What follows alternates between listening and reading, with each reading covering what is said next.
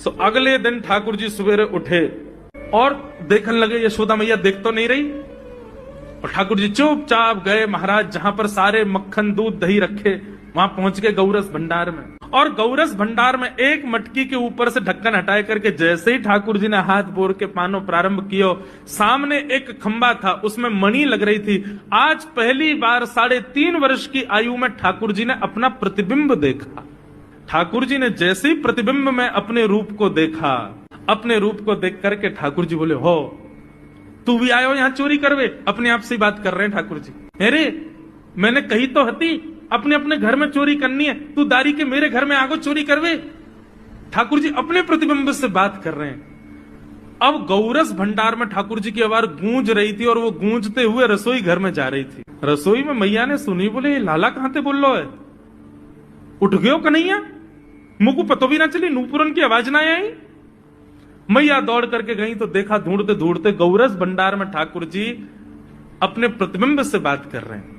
कितनी सुंदर झांकी है ठाकुर जी की। ठाकुर जी मक्खन पा रहे हैं। बोले अच्छा अब आ तो गए हो यहाँ पे, लेकिन सुन चुपचाप चोरी करके भाग जाइयो, मेरी मैया बहुत मारेगी तो को।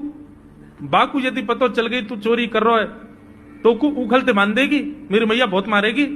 चुपचाप चोरी कर और निकल ले यहाँ से। ठाकुर जी चोरी की बात कर रहे थे, यशोदा मैया ने पीछे से सुनी, लाला ओ कन्हैया। ठाकुर जी घबरा गए, मैया कैसे आ गई? हाँ मैया, कौन से बात कर रहे हो तू? अरे मैया देख हमारे घर में चोर घुसायो। अपने प्रतिबिंब को दिखा करके ठाकुर जी कह रहे हैं, देख मैया हमारे घर में चोर घुसायो, जे चोरी कर रहे हो हमारे यहाँ के मक्खन की, तो मैया को पकड़वे आयो हूं। नन्हे से गोपाल जी, बहुत मधुर लीला। मैया हंस भी रही है और क्रोध भी कर रही। बोले अच्छा जो चोरी कर रहे हो? बोले हाँ। चल याकू तो मैं पकड़ लूंगी, लेकिन जे बता तेरे हाथ में मक्खन कैसे लगो? तू तो याकू पकड़वे आयो ना। अब मैया याकी मैं कहा बताऊं, तेने मेरे हाथ में पद्म राग के ऐसे ऐसे बढ़िया कंगन पहना रखे, कड़ूला पहना रखे सोने के। जब मैं धूप में निकलूं ना तो धूप की किरण से मुंह को बहुत जलन है जाए हाथ में। तो कल मेरे सखा मधुमंगल ने मुझसे कही, बोले लाला जे जलन तेरी दूर रह जाएगी, तू मक्खन में हाथ बोर लियो अपनो, सो तेरी जलन दूर रह जाएगी। या हमारे मैया जलन हटावे के काजी मैंने हाथ बोरो है। मैया बोली अच्छा चल लाला, यहाँ तो तेरे जलन है रही और यहाँ पे यहाँ मक्खन कैसे लगो? ठाकुर जी बोले मैया मैं अपनी जलन दूर कर रहा हूं। इतने में जन कहां एक मक्खी आके मेरे मुंह पे बैठ गई।